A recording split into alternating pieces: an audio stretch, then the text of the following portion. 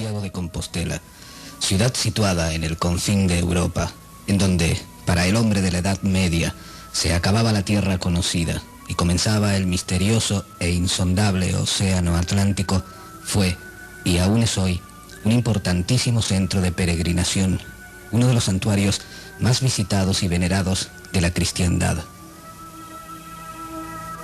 Considerada ciudad santa, junto a Roma y Jerusalén, a Santiago de Compostela han acudido innumerables peregrinos de todo el orbe cristiano. Desde las fronteras de Asia y los países del Levante y los del norte, durante siglos afluyeron a Compostela riadas de gentes que iban a postrarse ante la tumba del apóstol Santiago el Mayor, el hijo del trueno.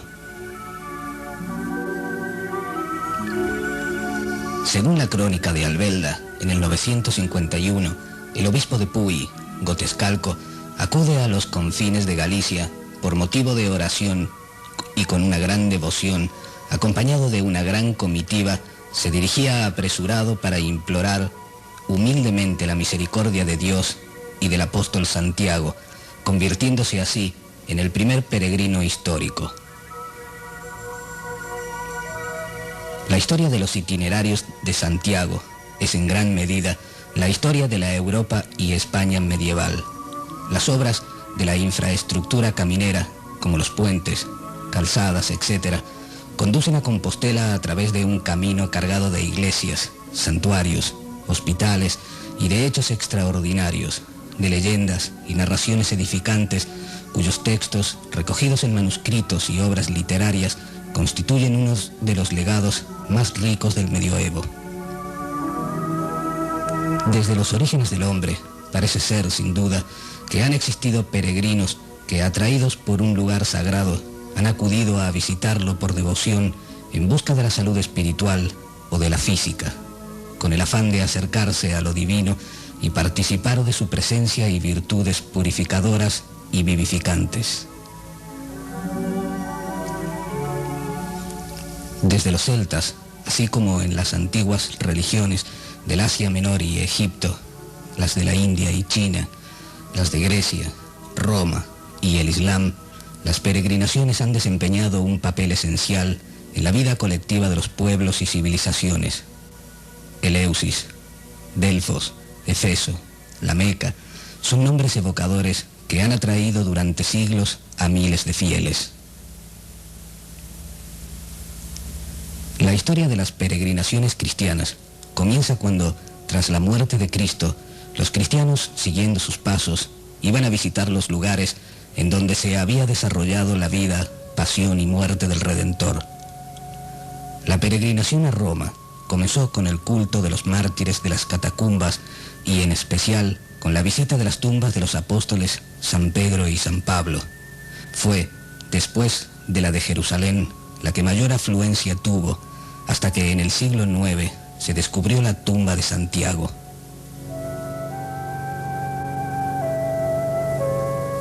Después de la desaparición física del Maestro Jesús, sus discípulos se distribuyeron el mundo para predicar la palabra del nuevo Evangelio, y a Jacobo y Jacobus le corresponde la península hispánica.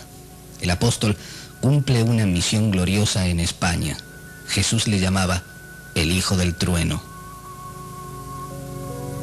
La historia del apóstol no podría ser más gloriosa. Jacobus vuelve a Jerusalén y allí es decapitado por los judíos bajo las órdenes de Herodes I. Una vez decapitado, el cuerpo del apóstol fue abandonado sin enterrar para que fuese comido por los perros y otros animales. Sus 7 discípulos lo recogen por la noche y desde Jerusalén lo trasladan hasta la orilla del mar, donde provisionalmente les espera una barca que sin velas ni timón es guiada por un ángel del Señor durante 7 días hasta Iria Flavia, en la actual Galicia, después de haber atravesado el Mediterráneo y el Estrecho de Gibraltar, el mismo lugar donde el apóstol había desembarcado para evangelizar la península ibérica. Al desembarcar, ocurrió que el cuerpo se levantó por los aires hasta verse radiante, para depositarse en una piedra, la cual, como si fuera de cera, se ablanda formando un sarcófago adaptado al cuerpo, el que luego adopta la forma de una concha. Desde tiempos remotos, la concha estuvo consagrada a Venus, pues cuenta la mitología que la diosa nace de una concha que flotaba sobre la espuma del mar. Desde entonces, las conchas pectiniformes, Pecten jacoboaeus de los naturistas, ha sido siempre insignia de los peregrinos de Santiago. Los discípulos de Jacobus, Teodoro y Atanasio pidieron a los propietarios del monte Ilicino, donde hoy se encuentra la catedral, se les diera autorización para enterrar el cuerpo de su maestro. Cuenta la tradición que para transformar la pesada carga, los discípulos tomaron a 2 toros bravos que se amansaron al instante del traslado. Por el camino hacia el monte se les abalanzó un dragón que vomitaba fuego y del que se libraron haciéndole la señal de la cruz. Estos discípulos pidieron a la hora de su muerte ser enterrados al lado del apóstol. Después de un silencio de casi 8 siglos, se produce el hallazgo milagroso de la tumba del apóstol.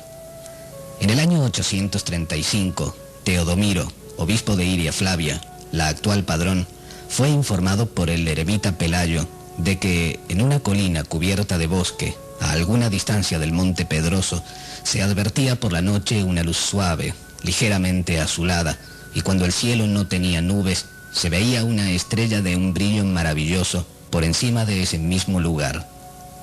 Teodomiro se dirigió a la colina con todo su clero.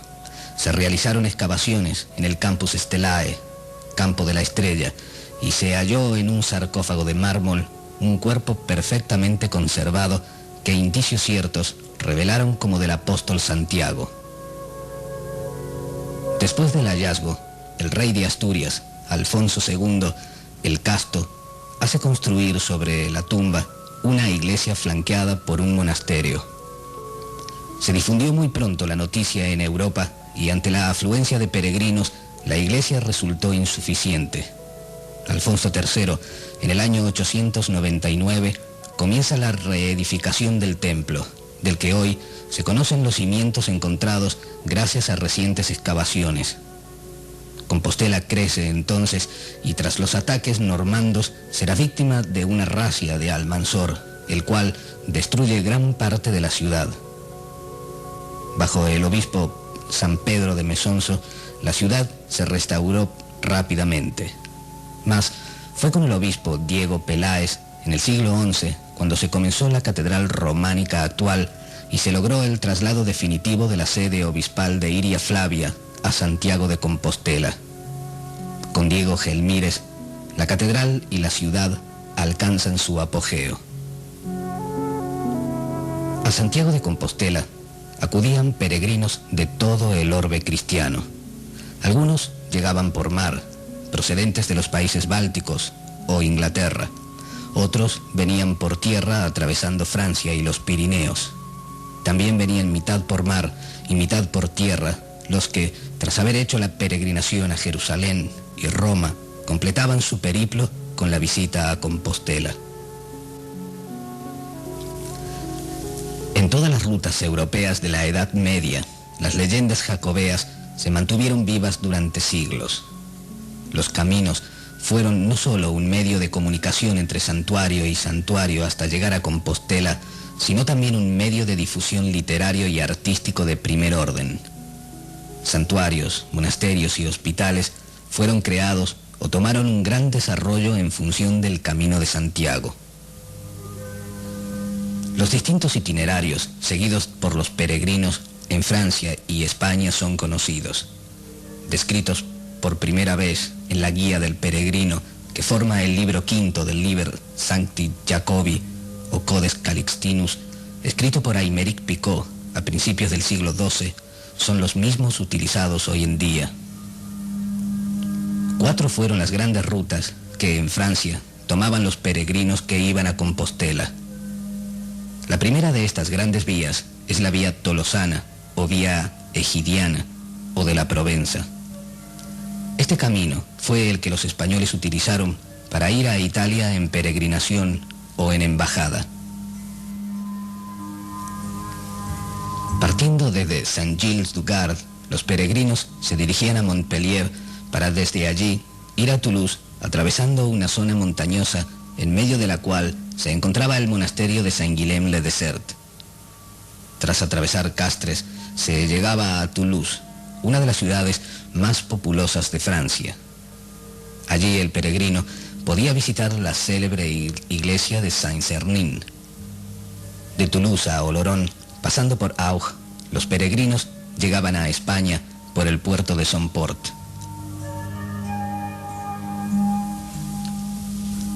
Una vez en España, se les abría a los peregrinos la puerta de entrada al camino directo.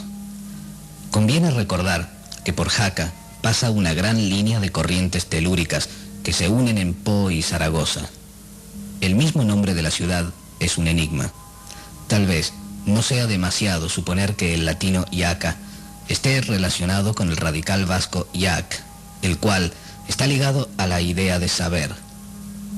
No deja de ser curioso la existencia de dos puntos jac en los extremos de un camino transitado durante siglos por los jacks o compañeros constructores. Estos han dejado un vivo testimonio de su oculta presencia a través del crismón que ostentan como firma y sello en muchas catedrales. El crismón aparece a lo largo del Camino de Santiago con tal profusión y nitidez que puede pensarse que lo simboliza tanto como la concha. El crismón de Jaca aparece rodeado de dos leones simétricos. El del lado alfa tiene bajo sus patas a un hombre arrodillado que a su vez agarra a una serpiente. Sobre él puede leerse: el león se apiada del que se prosterna a sus pies, y Cristo del que le invoca. En el lado omega aparece bajo el león un oso y un basilisco. Se lee: el poderoso león aplasta al imperio de la muerte. Existen dos inscripciones más. Sobre el anillo del crismón dice: lector, en esta escritura reconocerás lo que sigue. Designa al Padre, al Hijo y la doble letra al Espíritu Santo. Los tres son en verdad un único y mismo Señor. En el bajo del tímpano leemos: si quieres vivir, tú que estás obligado a la ley de la muerte, ven aquí suplicando, renunciando a los alimentos envenenados. Purifica tu corazón de sus vicios para no morir de una segunda muerte. Ahora bien, entre los tallos vegetales que representan los ejes del crismón se intercalan 8 margaritas de 10 pétalos cada una, menos la de la P, que tiene 11. Si sumamos cabalísticamente 70, 7 por 10, más 11, obtenemos la cifra 81, que a su vez da 9. Sin duda, el maestro constructor de este crismón ha querido señalar que toda su ciencia está fundamentada en el 9, que se corresponde en los arcanos del tarot con el eremita o peregrino, y que también representa a la novena esfera en el hombre, cuya base es el sefirote cabalístico Yesod. Los leones son el símbolo del fuego. Es por esta razón que el fuego se apiada, al igual que Cristo, de todo el que le lo invoque y se prosterne, y pueda así dominar a la serpiente descendente y sus pasiones. Por otro lado, el oso instintivo y el basilisco, representando las múltiples facetas de los defectos humanos, son pisados por el fuego, león, y advierte que puede aplastar el imperio de la muerte en que están todos los seres humanos. Además, se nos manifiesta un sentido claro de su origen esotérico, pues sabemos que la P es también una Rho griega, y si leemos en el sentido de las agujas del reloj, descubrimos que R de Rho más O de Omega más S de Sigma y A de Alfa forman la palabra rosa, que unida a la cruz en X que la atraviesa, se nos descubre la rosa cruz de los antiguos adeptos, escondidos, secretos, con sus órdenes monásticas, construyendo catedrales y firmándolas con el sello inconfundible del crismón que encontraremos a lo largo de todo el camino esotérico. Después de haber atravesado Jaca, la puerta del camino, el peregrino se dirigía a Santa Cruz de la Serós, donde se alzan el monasterio de Santa María de la Cruz de la Serós y la pequeña iglesia de San Capracio. Más adelante, el viajero llegaba a San Juan de la Peña, ciudad que alcanzó su máximo esplendor en los siglos XI y XII, cobijando a miles de peregrinos que visitaban maravillados su monasterio y su singular iglesia románica que guarda en su interior un espléndido claustro donde resaltan motivos alquímicos. Atravesando gran parte del Valle Navarro y cerca de la sierra, aparece imponente el monasterio de Leire, centro y corazón de mi reino, como lo llamara Sancho el Mayor. Los antecesores de la comunidad monástica de San Salvador de Leire fueron anacoretas que vivieron en las grutas cercanas y se sabe de la existencia de monjes en el 848. Leire ha cumplido con una función iniciadora al haberse situado en un lugar propicio para la transmisión de todo un saber esotérico. En el siglo X experimenta el monasterio un gran esplendor y se adquiere la costumbre de que los obispos de Pamplona sean elegidos entre los monjes benedictinos de Leire. Sabemos que todas las leyendas cristianas proceden de los monasterios y muy especialmente de los benedictinos, los cuales son los herederos directos de los pontífices romanos. Ahora bien, los benedictinos otorgaban incluso el grado de Pontificex Maximus, el más grande de los constructores de puentes al Papa. Además, los monjes de San Columbano eran también constructores que habían conservado la tradición druídica que ni normandos ni bárbaros habían destruido de la Irlanda libre. A lo largo del Camino de Santiago han existido ciertamente construcciones de la Orden de San Columbano y cuyas decoraciones muy antiguas son de inspiración irlandesa, como las del monasterio de Leire, cuyo nombre, por otra parte, es un claro recuerdo del Eire irlandés, de druidas y de antiguos alquimistas. Un corto recorrido separa el monasterio de Leire de la iglesia de Santa María la Real en Sangüesa. Los peregrinos que cruzaban los Pirineos por Somport encontraban en la villa un barrio destinado a ellos con 13 hospicios. Inigualable en su género, las estatuas columnas del portal y la torre destacan la influencia de los maestros de Chartres que se dirigían a Santiago. Las de la izquierda figuran a las Tres Marías y las de la derecha a San Pedro, San Pablo y como caso único a Judas ahorcado. Sin duda, el maestro constructor ha legado a la piedra el don de salvaguardar el secreto y eje de la gran obra alquimista en la identificación de los apóstoles, pues es a través de Judas, con la muerte de los agregados psicológicos y el trabajo con Pedro en la novena esfera, que puede llegarse a poseer la sabiduría de Pablo. Nos encontramos, pues, ante un gran maestro que nos ha dejado su nombre, pues María, la Madre de Jesús, señala con el dedo el libro que sostiene entre sus manos, en el que reza la inscripción: María Mater Christos, Leodegarius me fecit. En efecto, es Leodegarius quien dio vida a la piedra, y así se descubre la relación directa del maestro con la obra de Chartres. En la parte inferior del tímpano, un magnífico apostolario precedido por Nuestra Señora. A su derecha, Santiago ocupa el lugar de honor. En la parte superior, el juicio apocalíptico, y a su alrededor, perfectamente ordenados, justos y pecadores, esperan recompensas y castigos. El peregrino, inspirado por la iconografía gótica de Sangüesa, remontaba su alma a través del espacio y del tiempo, uniéndola en un solo instante supremo a Santiago de Compostela, a la cual se acercaba día a día.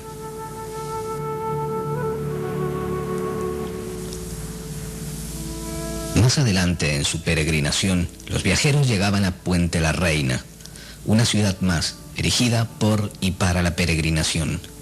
A partir de aquí el camino será solo uno, pero es necesario retomar a tal efecto el comienzo de otra ruta de peregrinaje. La segunda ruta era la vía Pendensis. Esta ruta la emprendían aquellos que venían de la Alta Alemania, Suiza y la Borgoña. Su punto de partida era el santuario muy venerado de Notre-Dame de Puy, la Virgen Negra de la Catedral y la iglesia de Saint-Michel d'Aguil eran dos focos de atracción en medio de un paisaje volcánico.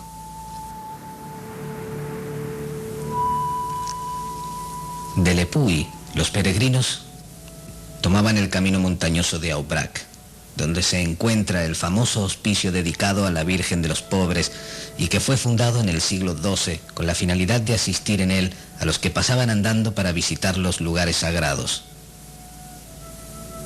La guía del peregrino de Santiago, de Aymeric Picot, dice al respecto: son lugares santos, casas de Dios, confortación de peregrinos, reposo de los indigentes, consuelo de los enfermos, salvación de los muertos y socorro de los vivos. Quien quiera que haya edificado estos lugares posee sin duda el reino de Dios. Para alojarse a lo largo del camino de Santiago, los peregrinos tenían tres posibilidades: la que se confiaba a la caridad de los particulares, la retribuida en una posada o la gratuita de un hospital. Destinadas a pobres y enfermos, esta última institución, ligada a los monasterios o fundaciones de individuos piadosos, desempeñó un papel importantísimo. Con su enfermería y su cementerio, los hospitales eran lugares en los que encontraban alivio y descanso los que, agotados por el rigor del viaje, enfermaban y a veces morían en el trayecto. Con sus reglamentos, para que no se cometiese abuso de quedarse los peregrinos mucho tiempo como huéspedes, se les marcaba con una raya los días en el bordón, no pudiendo ser estos más de 5 para los enfermos leves, ni más de 2 para los sanos.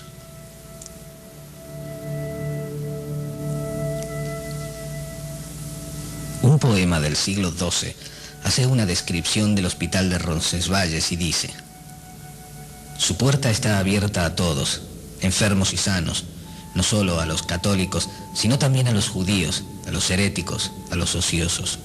En esta casa se les lava los pies a los pobres, se les afeita la barba, se les lava la cabeza y se les corta los pelos.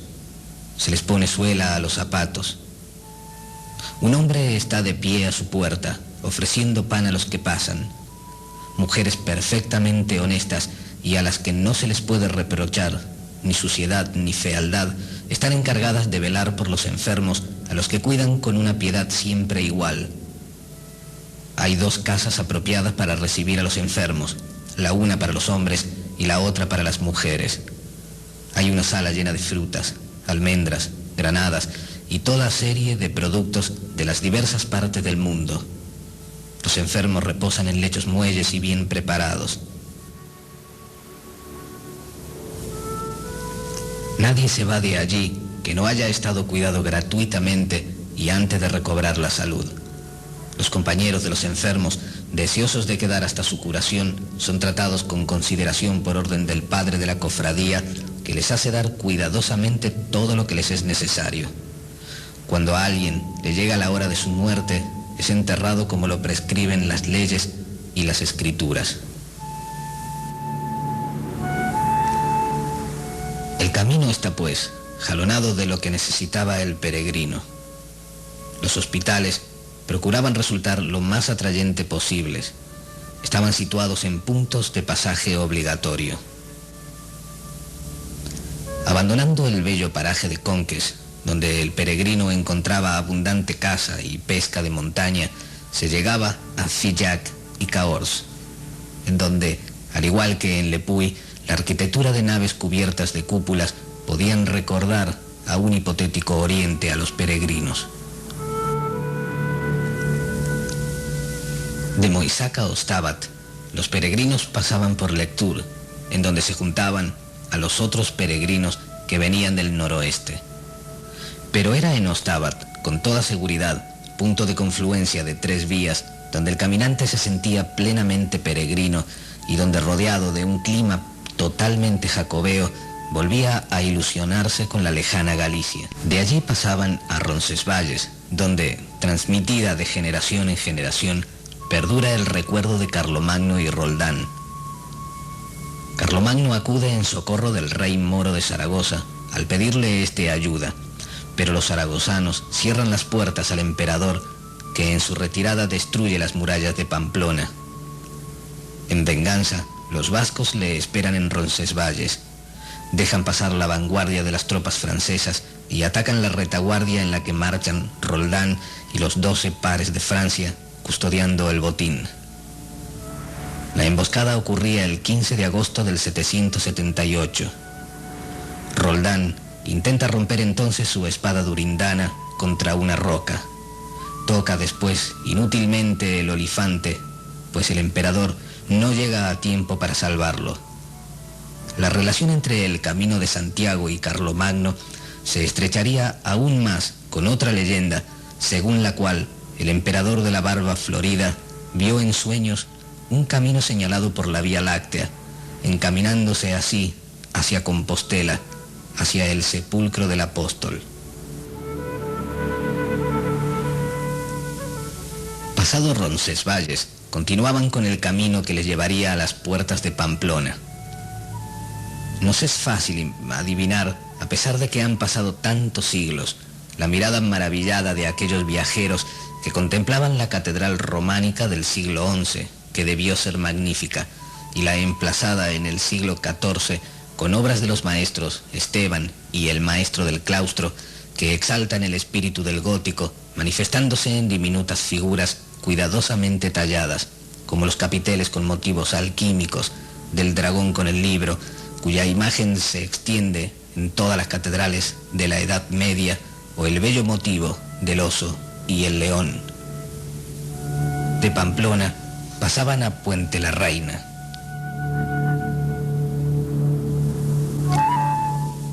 El tercer itinerario señalado por Aymeric Picot era la vía Limosina o vía Lemovicensis. Los peregrinos procedentes del noroeste de Francia se encaminaban a Vézelay, punto de partida de una de las rutas más frecuentadas de la peregrinación a Compostela.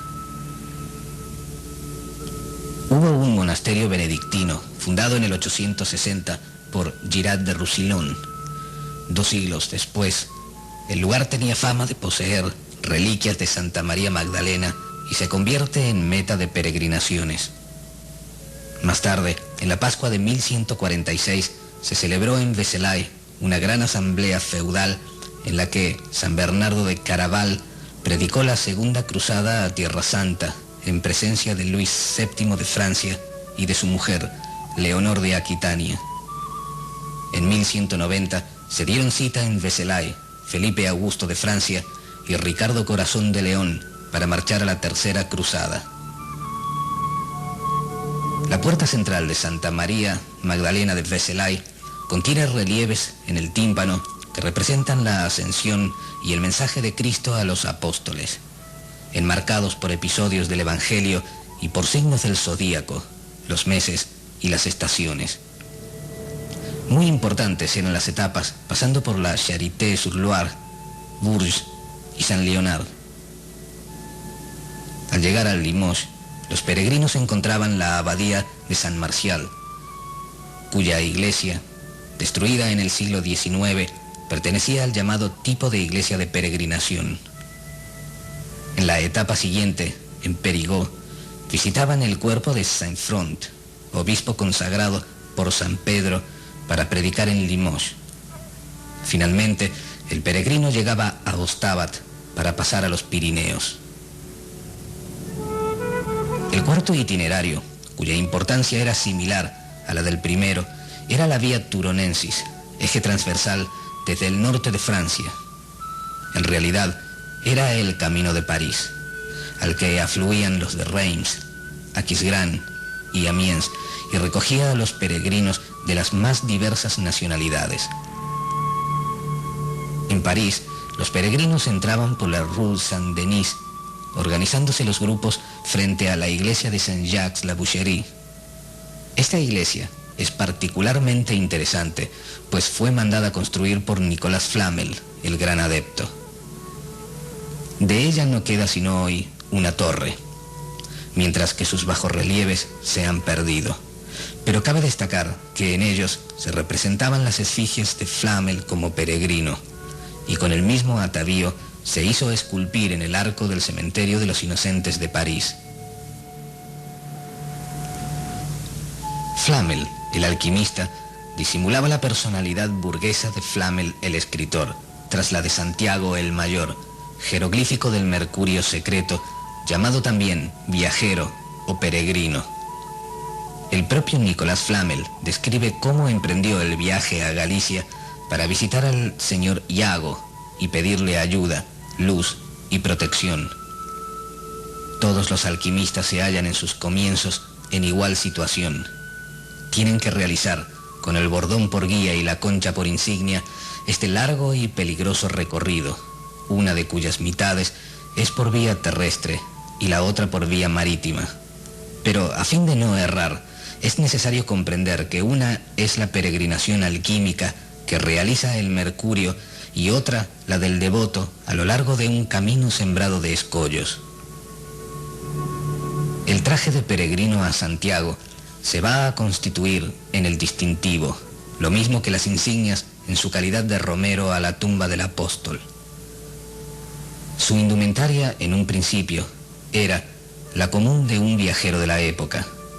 Como se iba a pie, su manto o túnica debía ser corta y con esclavina para protegerse del frío y del aguacero, y su sombrero de fieltro de ala ancha, generalmente redondo, para defenderse del sol y la lluvia. Todos los peregrinos llevaban el báculo, báculus o bordón, propio del caminante, que se sirve de él para la marcha. Es como un tercer pie que expresa la fe en la Trinidad. Al bordón frecuentemente iba suspendida la calabaza, que servía de cantimplora para llevar el agua necesaria para el camino. Muy importante era el morral, pequeño saco que servía a la vez de monedero y de despensa al caminante. Distintivo esencial del peregrino fue la concha o venera.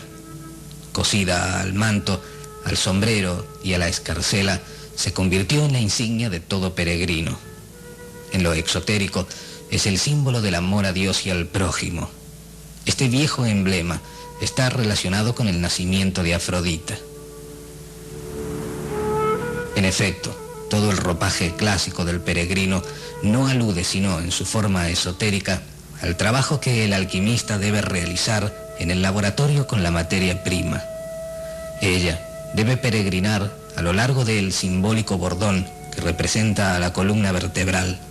De allí pende el agua de los sabios, ese agua bendita tan difícil de encontrar, pues la calabaza, herméticamente cerrada, es el vaso que contiene el mercurio, llamado peregrino. Pues en verdad debe peregrinar a lo largo de un difícil y peligroso camino medular, donde a través del esfuerzo heroico habrá de llegar algún día a la meta compostelana. Este es el viaje simbólico que Nicolas Flamel habría emprendido para ver al santo señor Iago. Llegados a este punto, no podemos menos que reconocer en Santiago a la verdad oculta tras San Jacobo, San Iacobus o San Iago, es decir, el santo I-A-O. Esto equivale a decir que hubo dos tipos de peregrinación. Una, la de los fieles religiosos que recorrían el camino, ya por un voto u obligación moral, donde cabía la posibilidad de delegar el peregrinaje a otra persona o incluso alquilar a alguien para hacerla. También se realizaba la peregrinación por causa pura y simple, caminando o a caballo. Pero estaban también los que realizaban la marcha encadenados y desnudos. Eran estos los que, habiendo cometido un homicidio, estaban condenados a tal penitencia. La dureza del castigo era grande.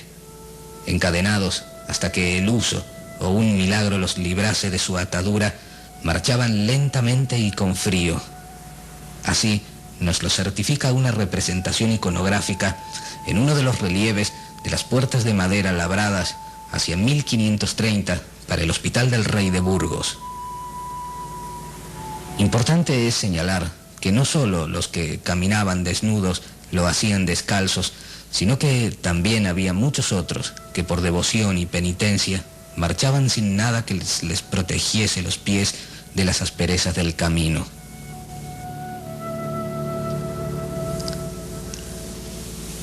Pero existía también la peregrinación iniciática a través de los templos secretos que fueron construidos a lo largo del camino.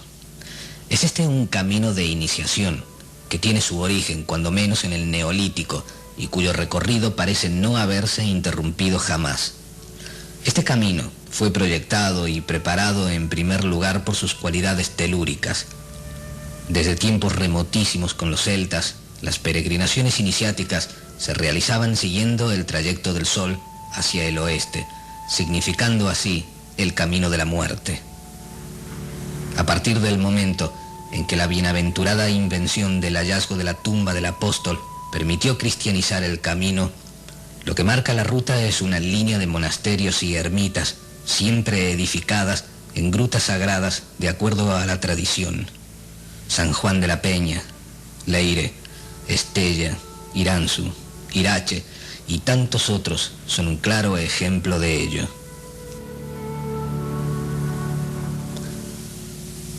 Pero, ¿quiénes programaron las rutas?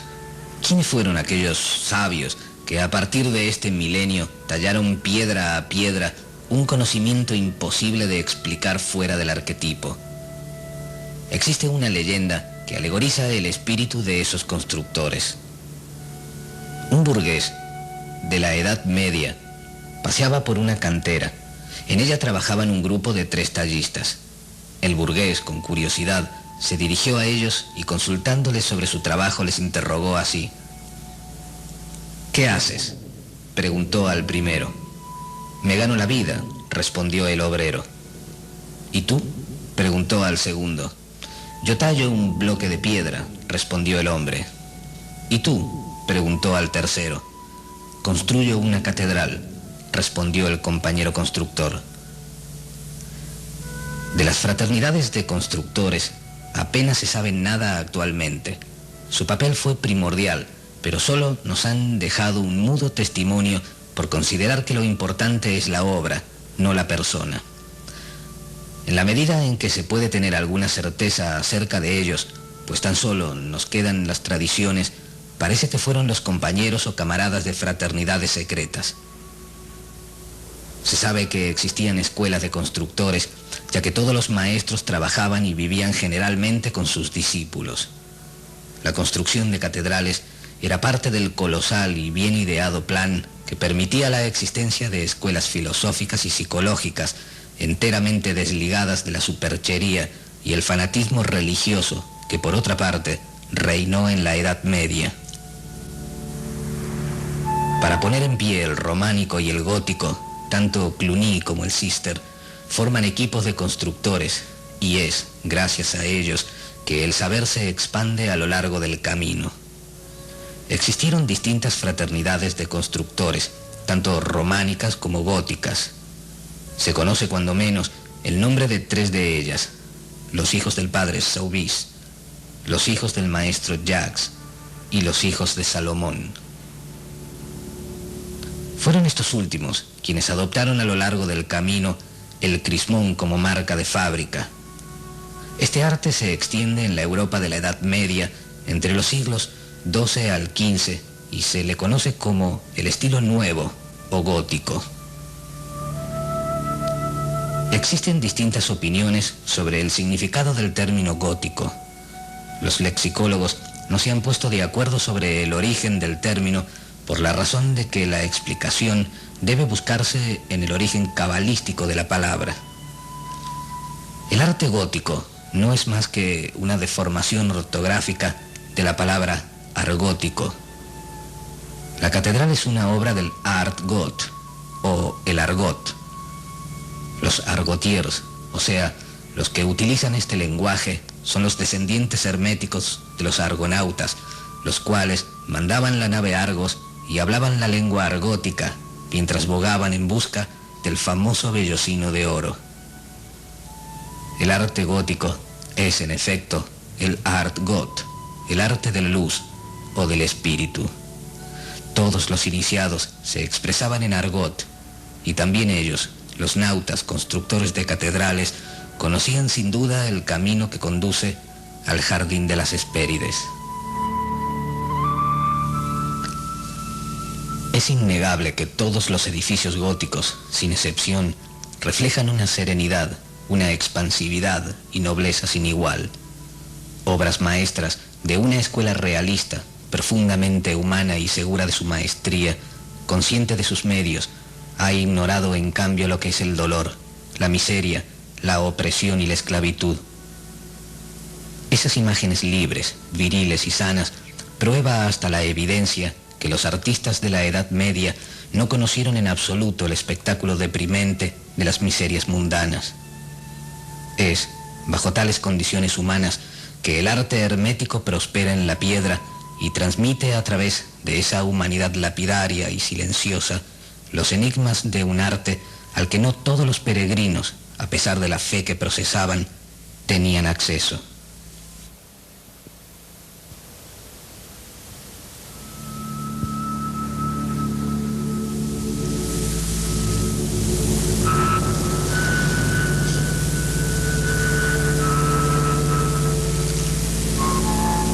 La Edad Media construyó los más ricos edificios del arte flamígero. Es el punto culminante, el apogeo de la forma y de la audacia, la fase maravillosa en que el espíritu, llama divina, imprime su sello a las últimas creaciones del pensamiento humano. La universidad forma brillantes alumnos, célebres doctores e ilustres sabios expanden y propagan las bondades de la ciencia y la filosofía. Los espagiristas amasan en el silencio del laboratorio los materiales que más tarde servirán de base a nuestra química. Grandes adeptos dan a la verdad hermética un nuevo esplendor que arde en todas las ramas de la actividad humana. De todas las ciencias cultivadas en la Edad Media, ninguna conoció más favor ni más honor que la alquimia. Nacida en Oriente, patria del misterio y de lo maravilloso, la ciencia alquímica se ha expandido por todo Occidente a través de tres grandes vías de penetración: bizantina, mediterránea e hispánica. Fue sobre todo el resultado de las conquistas árabes. Los árabes, discípulos de los griegos y de los persas, transmitieron a Europa la ciencia de Egipto y de Babilonia a través del continente europeo, vía bizantina, en el siglo VIII de nuestra era. Por otra parte, la influencia árabe se ejercitó en los países europeos a la vuelta de las peregrinaciones de Palestina, vía mediterránea, y son los cruzados del siglo XII quienes la importan. Finalmente, en la aurora del siglo XIII, nuevos elementos de civilización, de ciencia y de arte, surgidos hacia el siglo VIII del África septentrional, se extienden por España, vía hispánica. A partir de allí, todos los países ofrecen a la ciencia misteriosa una multitud de fervientes discípulos. Nobleza y alta burguesía se entregan a la ciencia alquímica.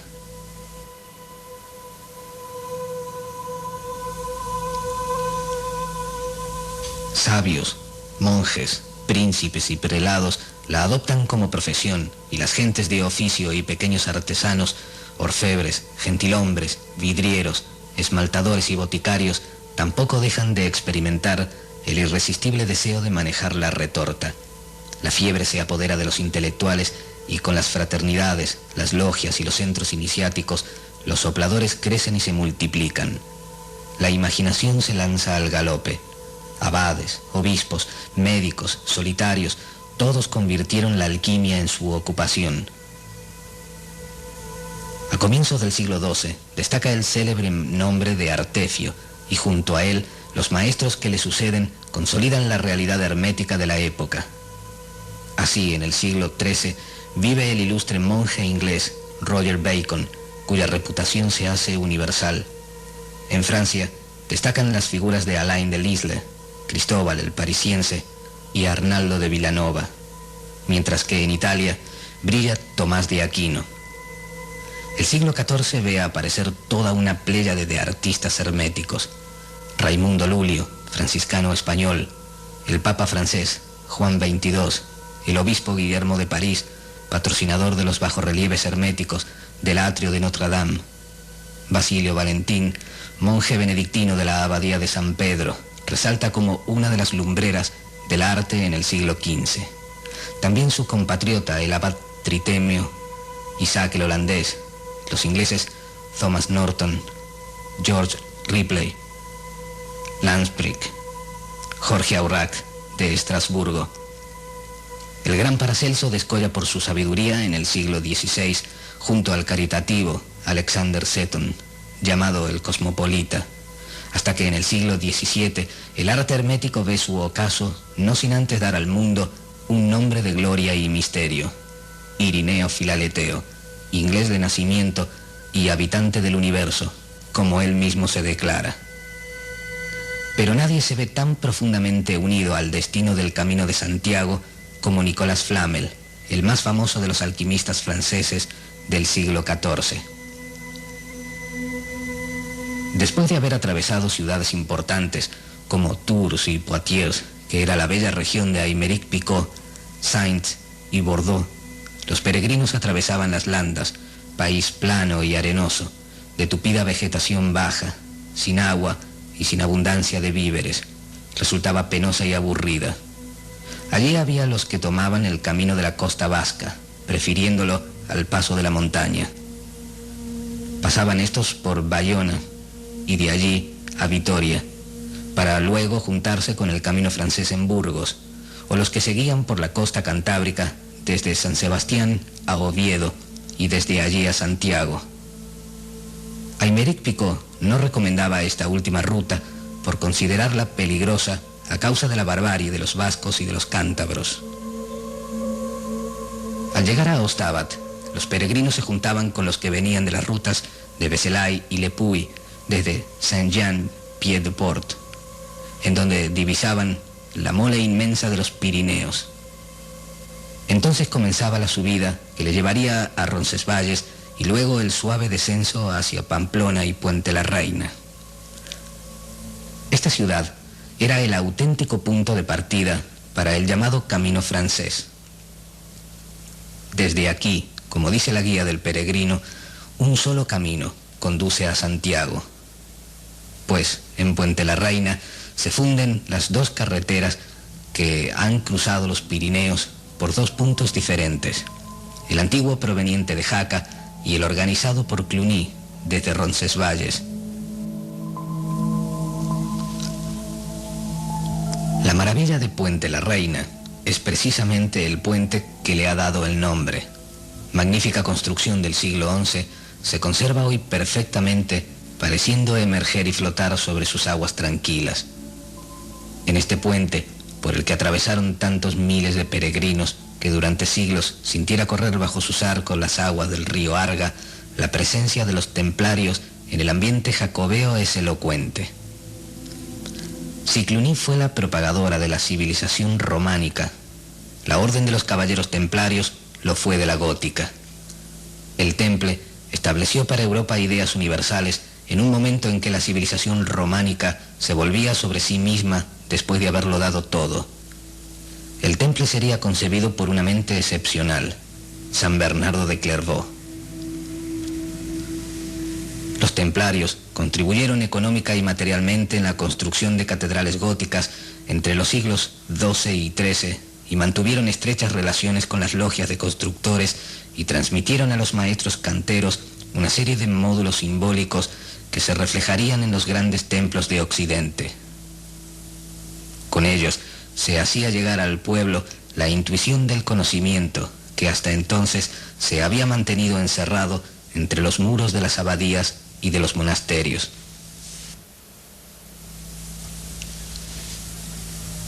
Los templarios distribuidos estratégicamente tanto en el sentido militar como iniciático, no podían estar ausentes del camino por ninguno de estos dos motivos. Ya en 1142 aparecen establecidos en Puente la Reina y llegan más tarde a Fromista, Villasirga y Ponferrada, en cuyo castillo aplicaron sus conocimientos cosmogónicos, como lo harían en todos sus altos lugares de iniciación a lo largo del camino. Tras pasar algunos pueblos al borde del río Salado, el peregrino llegaba a Estella, la antigua Lizarra, ciudad repoblada a finales del siglo XI, con el fin de hacer de ella una etapa importante. Estella es, pues, una ciudad en el camino de las estrellas. Con su torre grandiosa, de aspecto austero y cargada del simbolismo mágico, se alza la iglesia de San Pedro de la Rúa, en la ladera del Monte Sagrado. Volvemos a encontrarnos en ella la marca de los constructores, el crismón. Estella es uno de los lugares más evocadores del camino a Santiago, con sus iglesias de San Miguel y de San Martín, el templo del Santo Sepulcro y el Palacio de los Reyes de Navarra, uno de los escasos monumentos civiles románicos.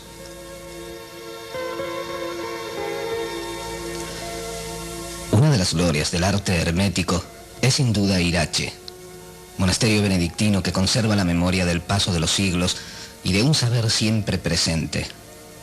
A lo largo de su claustro, esculturas de bafometos templarios, uróboros, la serpiente que se devora a sí misma, de hazañas de Hércules, sirenas, fábulas y mitos cósmicos, demuestran hasta la saciedad que el pensamiento medieval se revela como de esencia científica, donde el arte de la piedra es el humilde servidor de la ciencia tradicional.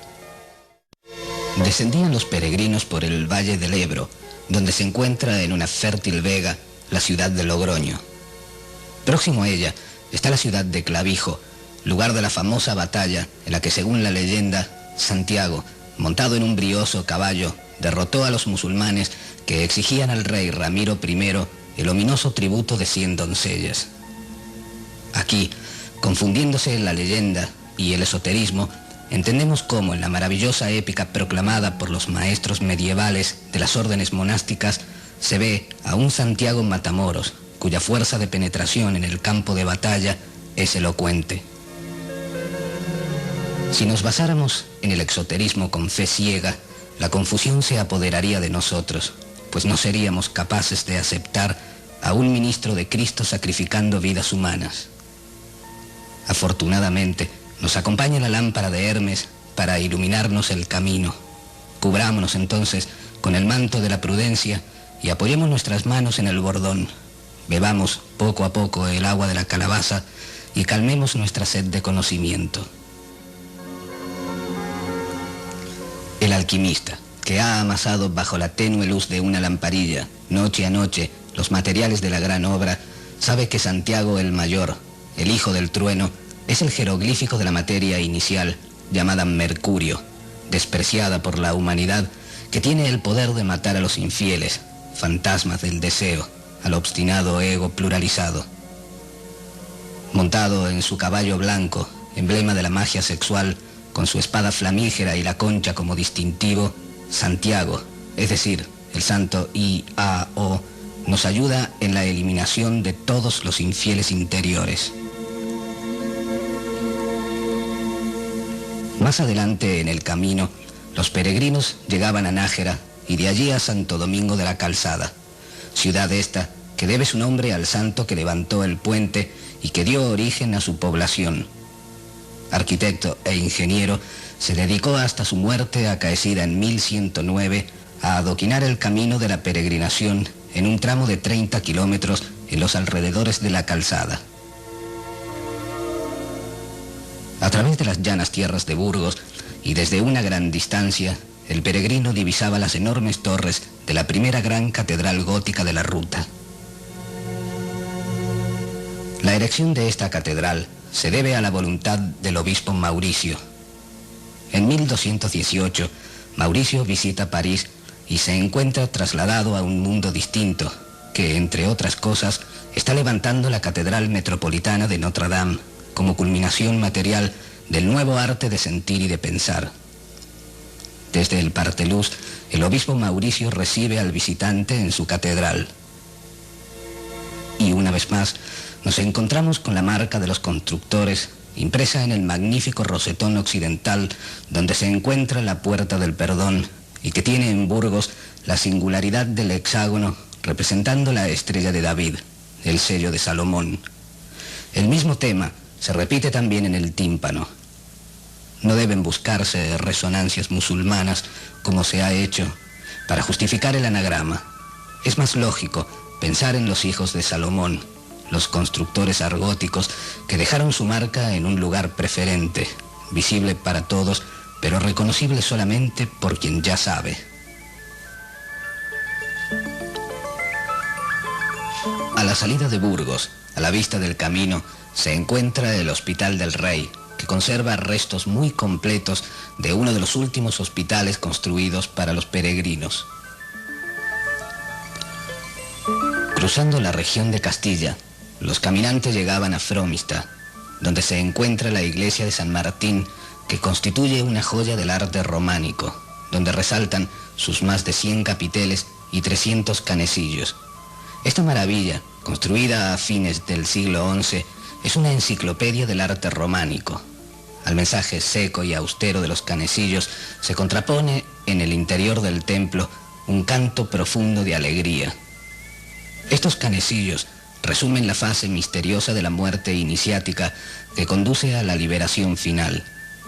El iniciado, mostrando sus rodillas, emblema de la maestría, está entre dos andráfagos, los devoradores del hombre viejo, para que renazca el hombre nuevo, el adepto. En el Quitalluvias Oeste, la conocida figura del burro arpista y de los dos personajes que se tapan los oídos. Entre todos estos símbolos, auténticas expresiones del pensamiento medieval, destaca la cruz paté de los templarios y también el crismón. Anagrama familiar al peregrino, lo encontramos en el interior del templo como sello de los constructores. Después de atravesar la ciudad de Sahagún, donde en la Edad Media la Orden de Cluny estableciera su sede central, los peregrinos llegaban a la ciudad de León, que evoca el esplendor de la España medieval. Algunos han pretendido ver en el nombre de León un derivado de la Legio Séptima romana que estuvo allí emplazada.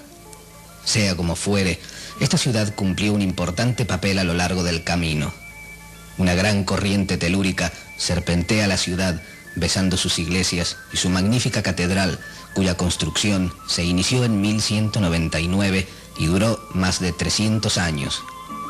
Aquí la alquimia cobra vida como parte del camino de los constructores, el camino de las estrellas, al que los iniciados llamaban el camino de Santiago o camino de la gran obra. Fue en León, durante su peregrinaje simbólico a Santiago de Compostela, donde Nicolás Flamel, el creador de oro, recibió las instrucciones del maestro Canchés, su iniciador, pasando así del estado de estudiante al de adepto. A partir de entonces, unidos por una gran amistad, discípulo y maestro continúan el peregrinaje. Recordemos que Nicolás Flamel adopta la imagen del mercurio y Canchés toma entonces la forma del azufre blanco, que permite, en términos alquímicos, la coagulación y sequedad de los cuerpos, esto es, la formación de los cuerpos existenciales superiores del ser. Y he aquí que nuestro adepto encuentra ese fuego misterioso y puro, pues el león designa la naturaleza ígnea del compuesto. Flamel asegura haber recibido la luz en León. Esta catedral es, en efecto, un himno a la luz, a la luminosidad, pues fue construida, a diferencia de las demás catedrales góticas, para las vidrieras, y no las vidrieras para la catedral, como es común. Allí el peregrino contemplaba estático la perfección de este templo, con sus casi 1800 metros cuadrados de vidrieras, y que señala una gran influencia de los maestros franceses de Chartres. Cercana a la gran catedral se alza la colegiata de San Isidoro de León. Construida en el siglo XI, ha atraído a miles de peregrinos que, cobijados por su arte románico puro, han admirado sus pinturas y su fachada, donde resaltan los signos zodiacales. Pero tal vez lo más destacable de este templo sean las marcas de los compañeros constructores. Además del crismón, como sello de la fraternidad constructora, digno de admirarse, en el caso de San Isidoro, los compañeros dejaban sus señales sobre las piedras de iglesias y catedrales. Sus signos son esos dibujos o letras profusamente tallados. Estas marcas no son gratuitas, sino que tienen una justificación y un mensaje que hoy en día se desconoce y que se extiende a lo largo de toda la ruta jacobea. Desde León a Ponferrada separaban al peregrino los pueblos de Astorga, Rabanal del Camino y El Acebo, entre otros, que aún hoy conservan intacto su sabor medieval. Volvemos a encontrarnos aquí el auténtico camino de Santiago, el camino de las estrellas. Ponferrada recibe su nombre de Pons Ferrata, así llamada desde que el obispo Osmundo de Astorga mandara reforzar con hierros el puente de peregrinos que cruzara el río Sil por aquellos parajes. Aquí se alza el gran castillo que fuera el último reducto de los templarios en España, el cual, conforme a las reglas esotéricas de los caballeros del Temple, ostentaba sus símbolos característicos. La triple muralla, que alude a los 3 colores de la gran obra alquímica, así como los 3 colores del hábito del Temple, el blanco de los caballeros, el negro de los sargentos y escuderos y el rojo de sus cruces. Imágenes de bafometos, la rosa de los iniciados en sus torres, muralla y entrada, así como la cruz Tau en las habitaciones principales. Y lo más evocador del misterio templario es que todo este castillo está construido según planos astronómicos, confirmación esta que se realiza a partir de sus 12 torres, que recuerdan los 12 signos zodiacales, los 12 trabajos de Hércules, los 12 meses del año.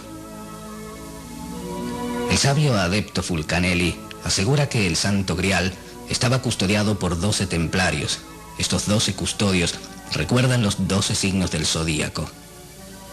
Los templarios fueron, sin duda, los auténticos motores de la evolución espiritual de la Edad Media, y en ellos se vislumbran los antecedentes ocultos de una arquitectura mágica, el gótico.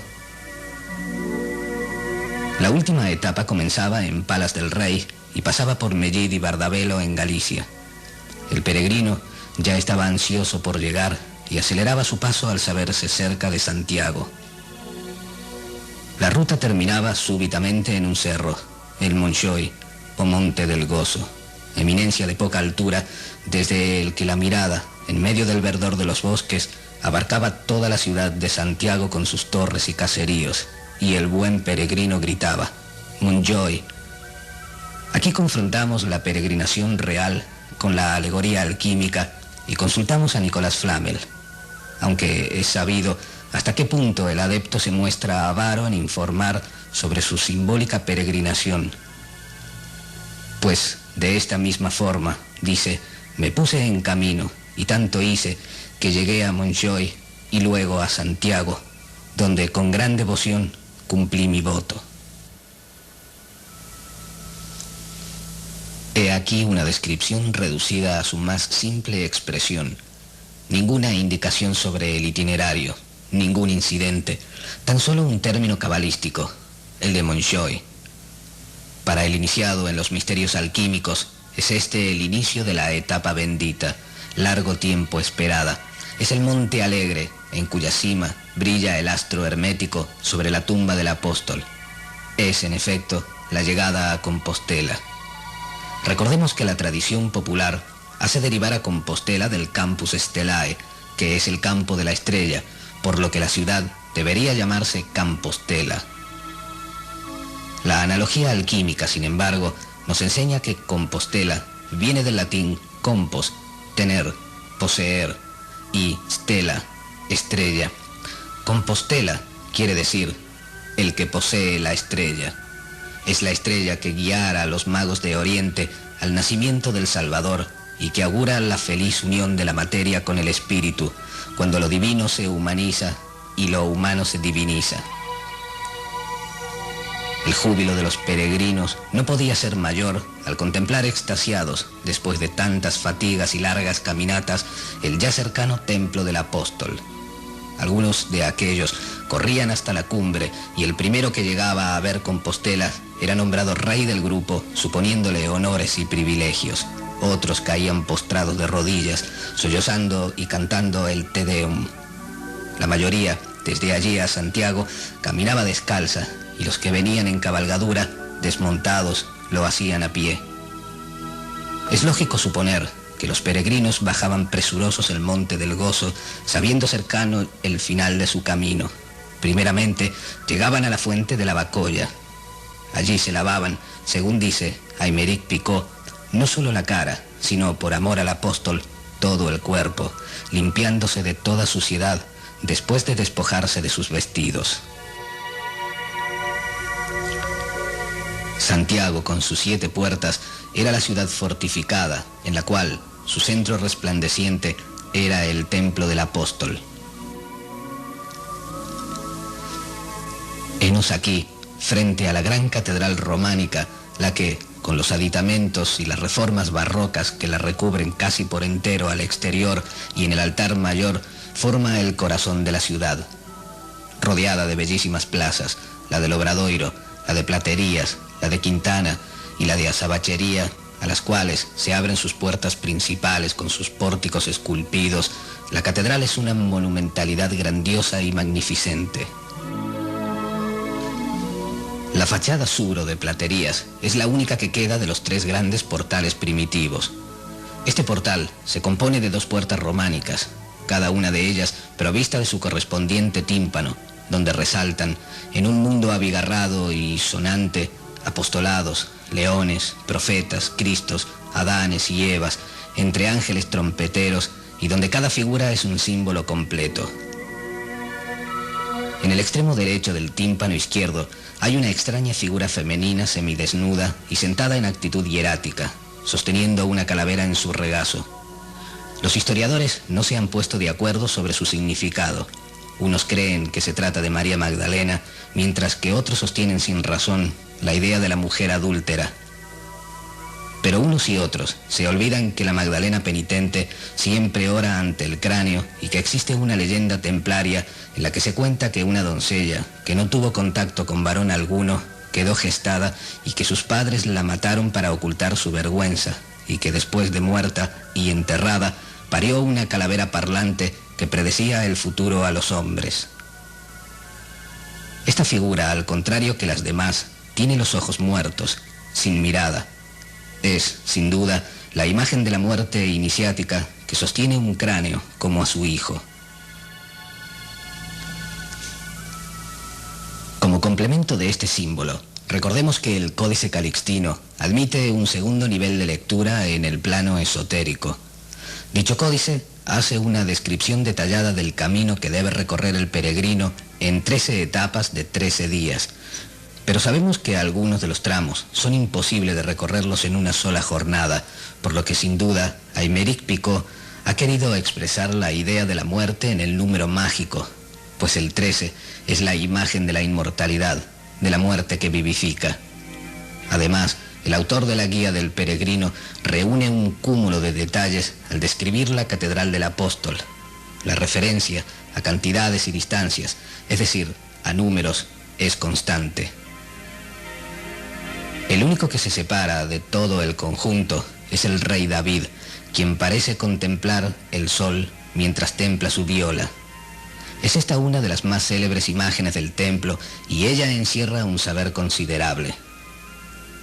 La viola es un instrumento de cuerda que se toca con la ayuda de un arco, y ambos, cuerda y arco, marcan una determinada línea.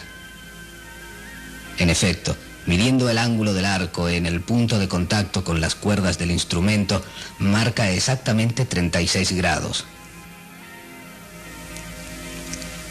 La imagen tiene las piernas cruzadas en los tobillos y las rodillas separadas, cuya postura forma un ángulo de 36 grados y a la vez una cruz en X, llamada de San Andrés. Esta cruz es el jeroglífico reducido a su más simple expresión de las radiaciones luminosas que emanan de la fuente ígnea y que se convierten en el sello y marca de la iluminación y por extensión de la revelación espiritual. Ahora bien, nada podría ser tomado en consideración a este respecto de no ser por los 36 grados del ángulo y cuya suma cabalística es 9, simbolizando a la novena esfera. Esta posición de las piernas del rey David señala la necesidad de retener la energía sexual para la fabricación de la piedra filosofal o piedra cúbica sobre la cual está sentado y que es un trono con patas de animales, como los tronos de los antiguos reyes iniciados, las que indican el trabajo con los animales psicológicos de cada uno, los egos. Sobre la columna central volvemos a encontrarnos con un símbolo familiar a lo largo del camino, el crismón, que está custodiado por 2 leones, que con su atenta mirada parecen guardar la entrada al santuario. Alquímicamente, el león representa el fuego, tanto vulgar como alquímico, y designa además el principio fijo o azufre de los filósofos.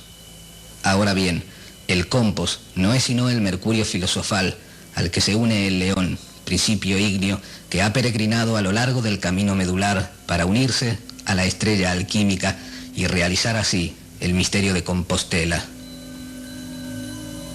Sobre el crismón, un personaje de pesadilla, de ojos saltones, de grandes orejas y cuernos. Hay que convenir en que para ser simbolizado con apariencias deformes y monstruosas, dragón, serpiente o diablo, este desdichado sujeto ha sido muy poco favorecido por la naturaleza. Su aspecto nada tiene de seductor. Negro, cubierto de láminas escamosas, a menudo revestido de puntos rojos o de envoltura amarilla, friable y deslucida, de olor fuerte y nauseabundo, que los filósofos definen de toxicum et venenum, manchan los dedos cuando se toca y parece reunir todo cuanto puede desagradar. Sin embargo, se trata de esa primitiva materia de los sabios, despreciada por los ignorantes, que es la única dispensadora del agua celeste. Es el leal servidor y disolvente universal, porque todo lo puede en ese pequeño mundo que es la gran obra. Parece seguro que tanto en la fachada sur o de platerías como en la norte, donde se encuentra la plaza de azabachería, trabajaron los mismos compañeros constructores bajo la dirección del famoso maestro Esteban y que sin duda pertenecían a la fraternidad de los hijos del maestro Jacques. En la cara este de la catedral se encuentra la famosa Puerta Santa. Este portal permanece cerrado por una pared que es derribada a golpe de martillo cada año santo compostelano, es decir, cuando el 25 de julio coincide en día domingo. Alrededor de la puerta fueron añadidas ordenadamente 24 figuras procedentes del antiguo coro románico de granito. En la parte superior hay una imagen del apóstol con sus 2 discípulos, Teodoro y Atanasio. En la cara oeste de la catedral se encuentra la más famosa de sus plazas, la del Obradoiro o de los obreros de la catedral, pues allí se levantaban los talleres.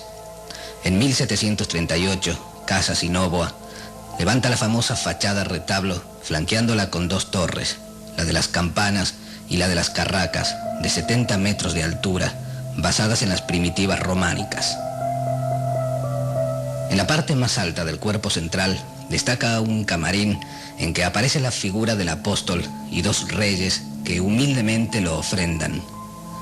Son los 2 reyes y testigos del Apocalipsis que tienen el poder de abrir o cerrar el cielo y con los que hay que trabajar a fin de que el Mercurio, llamado Santiago, ascienda a la cima del templo. En la magnífica fachada se distinguen las imágenes de algunos santos, pero destacan 2 personajes, una mujer que sostiene una torrecilla o atanor. Es este el símbolo utilizado por los maestros del arte hermético para designar la fuerza y potencia creatriz del yoni o principio femenino. A su lado, un hombre completa el símbolo y sostiene una masa como la del Hércules mitológico, expresando la fuerza fálica o principio masculino. Los peregrinos, ascendían de rodillas por las dobles escaleras de los siglos XVI y XVII, de 33 peldaños cada una, según las vértebras de la espina dorsal, por donde debe elevarse el fuego sagrado, y veían 4 magníficas estatuas que representan a ciertos arcanos del tarot. Las primeras son 2 guerreros.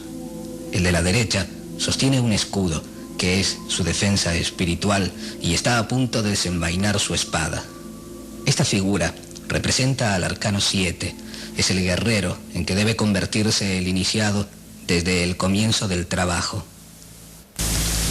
En el costado izquierdo, otro guerrero manifiesta una expresión de fatiga y dolor.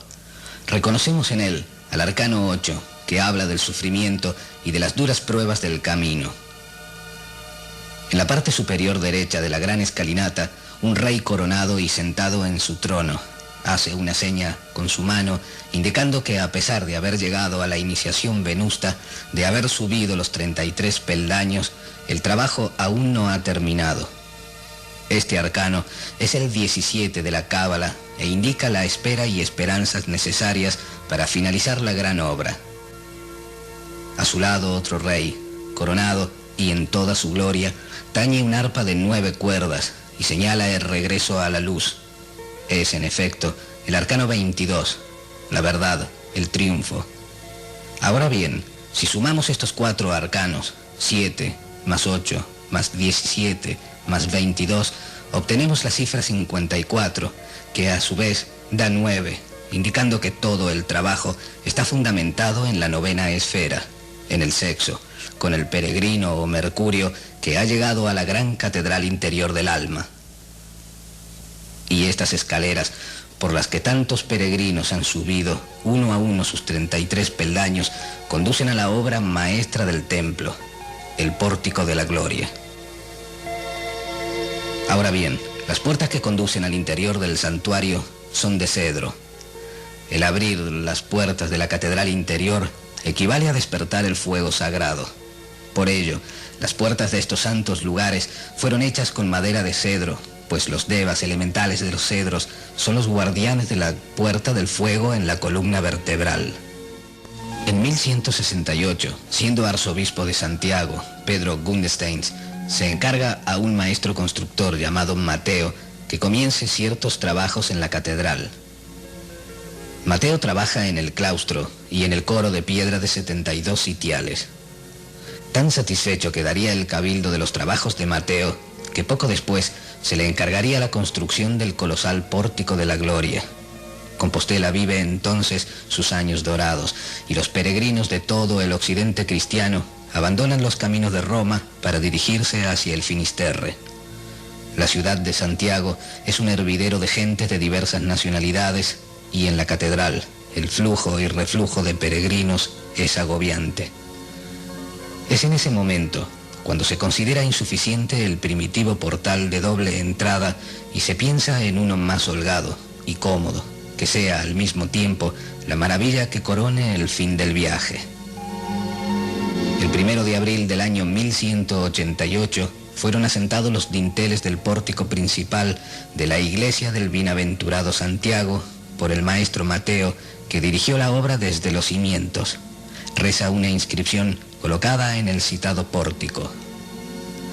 La obra del maestro Mateo es de interpretación tan refinada que ha despertado diversas reacciones entre los analistas, desde el convencimiento de que se trata de una síntesis completa del simbolismo medieval hasta la suposición de que solo hay en el pórtico ortodoxia dogmática y una sobredosis abrumadora de estética cristiana. Un primer golpe de vista hace suponer que el maestro Mateo está vacío de toda comunicación iniciática. Sin embargo, su mundo es perfecto y en él la composición general, la charla suave de los profetas, sus actitudes, su ropaje e instrumentos musicales reúnen la calidez de un arte donde el símbolo del románico y el número del gótico no han dejado de despertar la admiración a los pocos a que está realmente destinado y el asombro en millones de almas que, llenas de fe, han peregrinado a lo largo de tantos siglos. El arco de la izquierda representa la promesa mesiánica a Adán y Eva. El de la derecha, el juicio final, con los elegidos y condenados. Todo esto sostenido por estatuas columnas de profetas y apóstoles. La columna que sostiene el arco central tiene por base la imagen de un personaje con barba que abre las fauces de 2 leones. La tradición ha pretendido ver en ella al patriarca Noé, pero el hecho concreto de que esté dominando a estos leones nos lleva a la conclusión de que se trata del Sansón bíblico, del Hércules mitológico, del héroe solar que desde el comienzo de su trabajo debe dominar a los leones del fuego a fin de lograr que la energía pueda ascender a lo largo de la columna vertebral, representada aquí por el árbol de Jesé, que brota de la espalda de nuestro personaje. Ahora bien, la palabra hebrea Jes significa el fuego, el sol, la divinidad. Ser de la rama de Jesé equivale pues a ser de la raza del sol, del fuego, como la materia ígnea de la alquimia, representada por los leones. En el pequeño capitel que corona la columnilla está la imagen de la Santísima Trinidad. El Padre sostiene al Hijo en su regazo y sobre su cabeza la paloma del Espíritu Santo que desciende de las nubes. Más arriba está la imagen sedente del apóstol, con nimbo, báculo y un pergamino en el que se lee Misit me Dominus, el Señor me ha enviado, y que da la bienvenida a todos los peregrinos. El maestro Mateo verificó aquí una auténtica transición ideológica entre las preocupaciones simbólicas figurativas que caracterizaron las construcciones del románico y las soluciones de simbología numérica que conformaron la estructura general del gótico. El mensaje oculto está en la disposición, cantidad y actitud de los personajes. La figura central del Salvador en el tímpano, sentado con los pies juntos y las rodillas y los brazos abiertos, mostrando las palmas de las manos llagadas, piernas y brazos, vuelven a darnos la medida de 36 grados. El vértice del ángulo de 36 grados coincide en el Salvador del pórtico con el centro geométrico del arco central.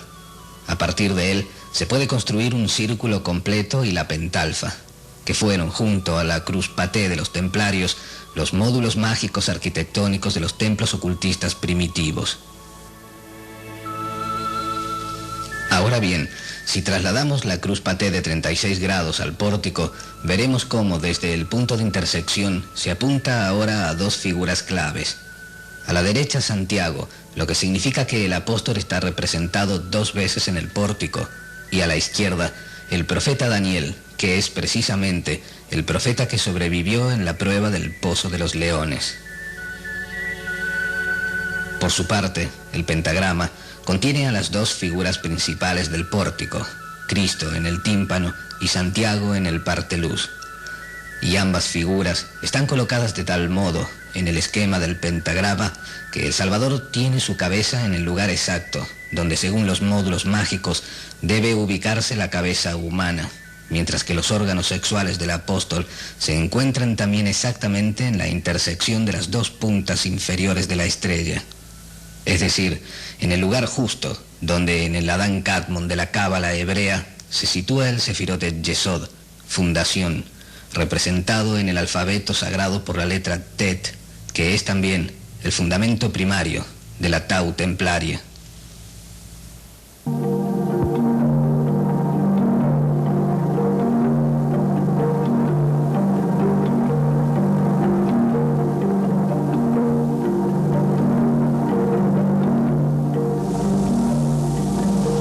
Existe entonces una identificación evidente entre los personajes que se unen en la iniciación alquimista, pues el mercurio, representado aquí por el apóstol Santiago, y el azufre, por el profeta Daniel en su significación de los leones, se unen en la 9ª esfera en la figura sedente del apóstol Santiago, el bendito patrón de la gran obra.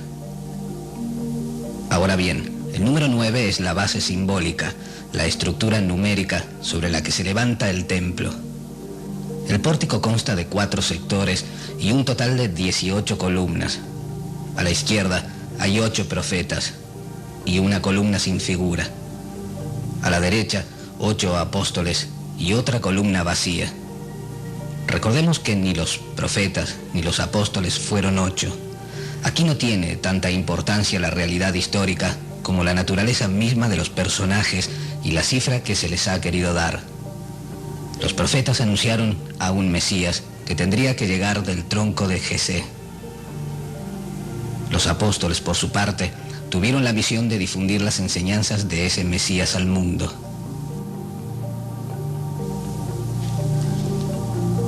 Hay una clara correlación entre los dos grupos, la relación temporal que liga un pasado profético y un futuro profetizado. Entre el pasado y el futuro en la dimensión del tiempo existe el presente, siempre eterno, constante. Es el mismo Santiago que ocupa su puesto en cada una de las dos columnas para completar así el número 9 en cada grupo.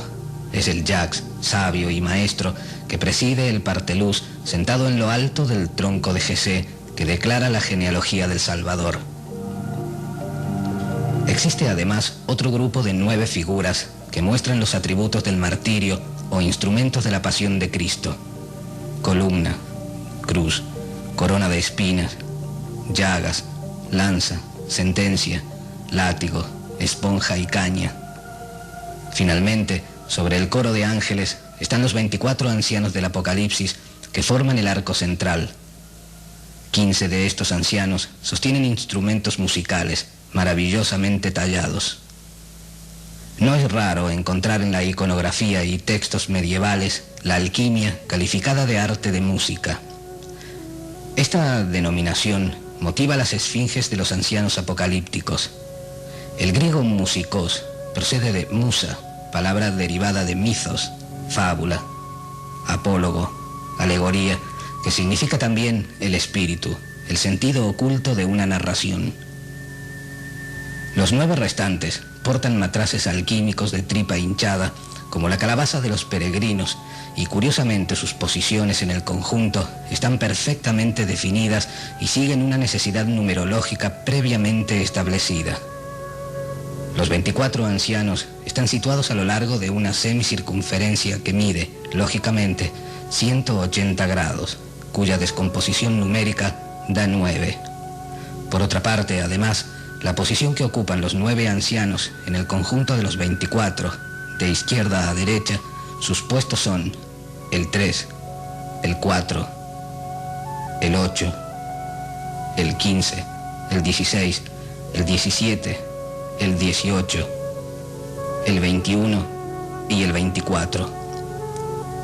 De la suma de estas posiciones obtenemos la cifra 126, cuya síntesis es 9. Si se cuentan las posiciones de derecha a izquierda, los ancianos con matraces ocupan los puestos 1, 4, 7, 8, 9, 10, 17, 21 y 22. Obtenemos la cifra 99 y volvemos a encontrar la síntesis numérica 9, que se repite sin cesar en toda la estructura del templo.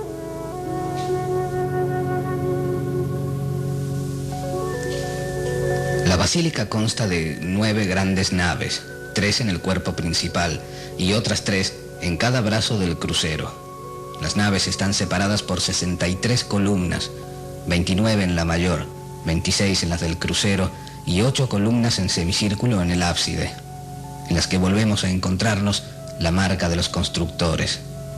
Según relata el Códice Calixtino, la catedral estaba proyectada con 9 torres, y curiosamente existe una vidriera en la Catedral de León, donde aparece la Catedral del Apóstol con sus 9 torres. La catedral tuvo 63 vidrieras. 9 eran también las capillas del ábside, la central del Salvador, más 4 a cada lado.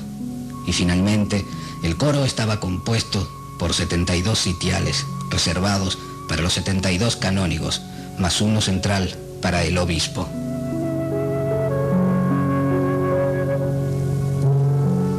Estamos, pues, bajo el signo y la proporción del número 9, y por tanto, también bajo su significado oculto. De las 22 láminas del tarot, el 9 corresponde al eremita, llamado también peregrino. Es el anciano que atraviesa el desierto de la iniciación y la imagen del agua de los sabios, llamada Mercurio. Recordemos que en el orden de los sefirotes de la Cábala, el 9 corresponde a Yesod, llamado también fundamento, y que tiene su básica representación en los órganos creadores. Este fundamento es la piedra viva que desecharon los edificadores de todas las iglesias fracasadas y que ha venido a ser la cabeza del ángulo, piedra de tropiezo y roca de escándalo. Es lógico por tal motivo suponer que la catedral, vínculo entre el hombre y su creador, esté hecha a imagen del hombre mismo sobre las divinas proporciones del número 9.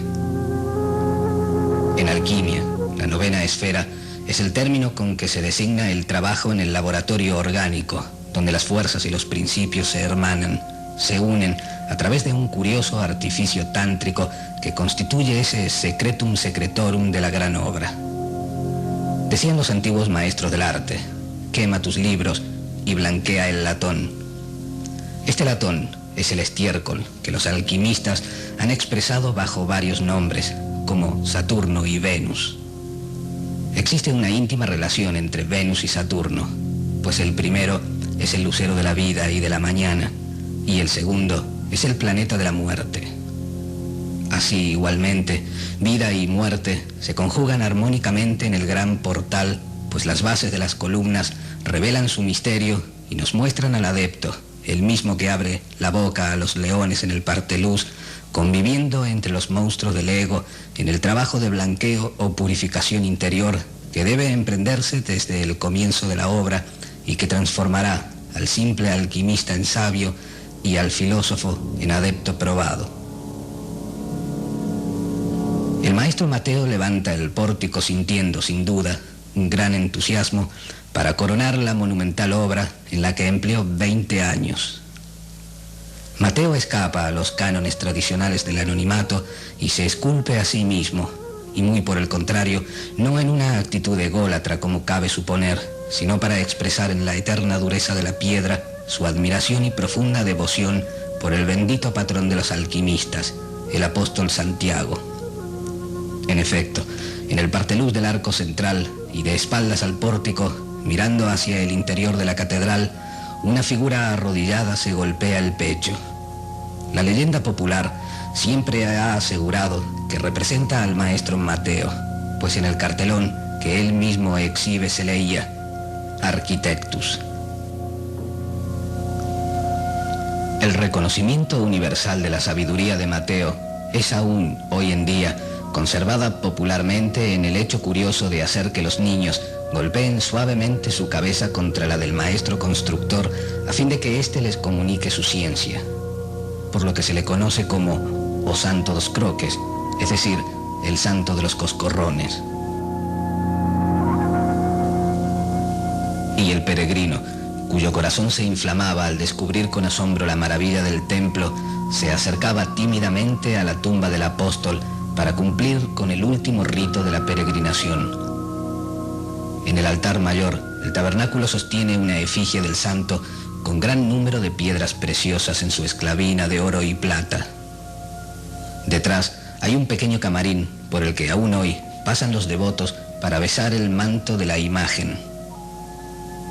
En la cripta y en una artística urna de plata adornada con 18 estatuillas se conservan, según se cree, los restos del apóstol. Toda esta composición está coronada en los ángulos del baldaquino, en el altar mayor, por las 4 virtudes cardinales: la fuerza, la templanza, la justicia y la prudencia. Para el devoto, la peregrinación del viaje a Compostela significaba el realizar una creación distinta en su interior, la creación de un hombre nuevo al que todos respetarán. Cargado de anécdotas y sobrado en sufrimientos, divulgará sus experiencias y alentará con fervor a los hombres a realizar la peregrinación. Será como un libro abierto que todos querrán leer. Mas los alquimistas, en el silencio de la iniciación, al igual que Santiago, llevan consigo el libro cerrado, emblema de la materia inicial. Ese libro, aunque sea muy corriente, aunque todo el mundo puede adquirirlo con facilidad, no puede, sin embargo, ser abierto, es decir, comprenderlo sin revelación previa. Solo Dios Por intercesión del señor Santiago, el santo I.A.O. concede a quienes juzga dignos el rayo de luz indispensable. Este es el libro del Apocalipsis, de páginas cerradas con 7 sellos, el libro iniciático que nos presentan los personajes encargados de exponer las verdades de la ciencia. Santiago, discípulo del Salvador, no lo abandona. Con la calabaza, el bordón bendito y la concha, posee los atributos necesarios para la enseñanza escondida de la gran obra, y que ha sido expuesta para los pocos con el sello inconfundible del esoterismo. La finalidad del mensaje contenido en los muros graves y esbeltos de estos mutus libers de piedra, que son las catedrales, no es enseñar a todos los hombres, sino transmitir ciertas ideas y principios muy definidos a unos pocos a través del espacio del tiempo. La ciencia moderna conquista el espacio dentro de los límites de la superficie de la Tierra. La ciencia esotérica ha conquistado el tiempo y conoce los métodos para transmitir sus ideas intactas y establecer comunicaciones entre los hombres a lo largo de cientos y miles de años, apoyados en el mutismo del símbolo, y conservar así su secreto. Y ese secreto, verbum dimissum, que los filósofos nunca han revelado, a excepción del sabio Samael Aun Weor, para bien de toda la humanidad, ha sido expuesto bajo la enigmática expresión de el Camino de Santiago. Por eso se le llama aún la Vía Láctea. Los mitólogos griegos nos dicen que los dioses tomaban esta vía para dirigirse al palacio de Zeus, padre de los dioses, y que los héroes la seguían igualmente para entrar al Olimpo. El Camino de Santiago es la ruta estrellada, accesible a los elegidos, a los mortales valerosos, sabios y perseverantes. Todos los alquimistas están obligados a emprender este peregrinaje simbólico, y quien desee obtener provecho de él no puede, ni por un solo instante, abandonar el laboratorio. Le es preciso vigilar sin tregua el recipiente, la materia y el fuego. Debe, día y noche, permanecer alerta. Compostela, ciudad emblemática, no está en absoluto situada en tierra española, sino en la tierra misma del sujeto filosófico. Camino rudo, penoso, lleno de imprevistos y de peligros. Es la senda del filo de la navaja, ruta larga y fatigosa por la cual el potencial se actualiza y lo oculto se manifiesta. Y esta preparación delicada de la materia prima o mercurio común es lo que los sabios han velado tras la alegoría de la peregrinación a Compostela. Por la noche, cuando la tierra esté en la oscuridad, los peregrinos levantarán sus ojos buscando la Vía Láctea, el camino que, según la leyenda, Santiago Apóstol en sueños había mostrado a Carlomagno para que, siguiéndola, fuese a liberar su sepulcro caído en poder de los sarracenos. La vía parabólica del viaje simbólico de los astrólogos y los alquimistas era la que los peregrinos tomaban como guía de su ruta al aparecer la luz del día. Camino de salud y de los dioses para los antiguos, que en ella veían la gota de leche arrancada del pecho de Juno por Hércules y la estela en llamas dejada por Faetón en su desordenada carrera a través del cielo en el carro del sol. La Vía Láctea era también el camino de la inmortalidad para los incas y los celtas.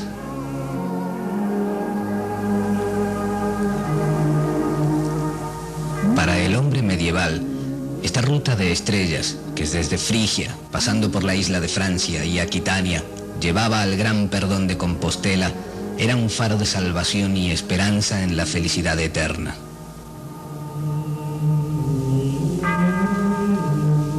En la catedral de Compostela, el crepúsculo avanza poco a poco.